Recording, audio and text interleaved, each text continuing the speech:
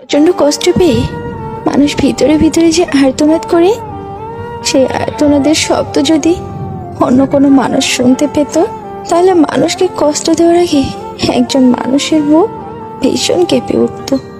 হাজারবার ভাবত, গুরুত্ব না পেলে সাহস করে দূরত্ব বাড়াও। আত্মসম্মান নষ্ট করে ভালোবাসা আদায় করা যায় না। আমি অভিযোগ জমা রাখতে পারি না।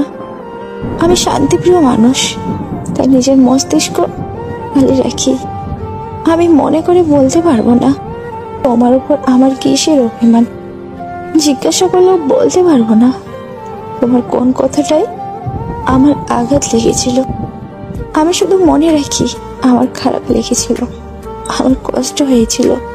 আমার অভিমান আমার ভালোবাসার মতোই তীব্র। কথা কম বলবেন, রাত কম দেখাবেন, কানে কম শুনবেন, ঝামেলা হলে ছেড়ে দিবেন, অপমান করলে হেসে চলে আসবেন। যত বোকা মানুষ হবে তত সুখে থাকবেন, কারণ প্রতিবন্ধীর কোনো শত্রু নেই।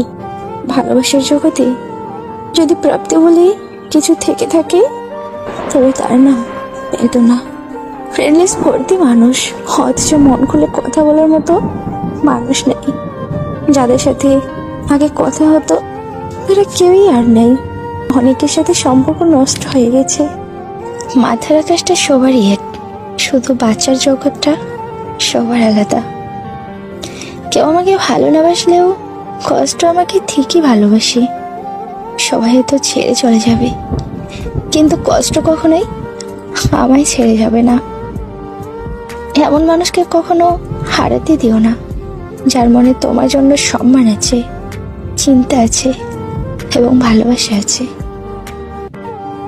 কেউ তোমাকে খারাপ ভাবলে তুমি কিছু মনে করো না, কারণ একজন মানুষ কখনো সবার প্রিয় হতে পারে না।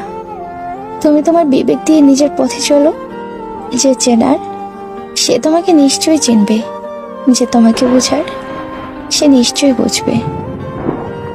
একজন আহত ব্যক্তি যত সহজে তার যন্ত্রণা ভুলে যায়, একজন অপমানিত ব্যক্তি তত সহজে তার যন্ত্রণা ভুলে যায় না। কারো পছন্দ হওয়াটা খুব সহজ, কিন্তু সারা জীবন তার পছন্দের হয়ে থাকাটা খুব কঠিন। মানুষ সবসময় ভাগ্যের কাছে হারে না, কখনো কখনো প্রিয়জনের অবহেলা আর বিশ্বাসের কাছেও হেরে যায়।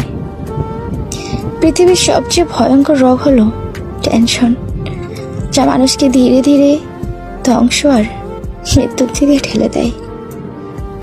বর্তমান সম্পর্কগুলো এমনই হয়, খোঁজ না নিলেও দূরত্ব বেড়ে যায়, আর বেশি খোঁজ নিলেও বিরক্ত হয়ে যায়। নিজের কাছে নিজে সৎ থাকার মতো আনন্দ আর মানসিক শান্তি দ্বিতীয় কিছু নেই।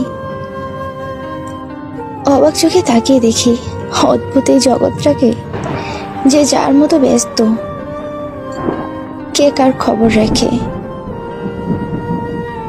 এই শহরে সবাই কষ্ট আছে, কেউ প্রকাশ করে আর কেউ হাসির মাধ্যমে আড়াল করে। যে রাগ অভিমান বোঝে না, সে ভালোবাসাও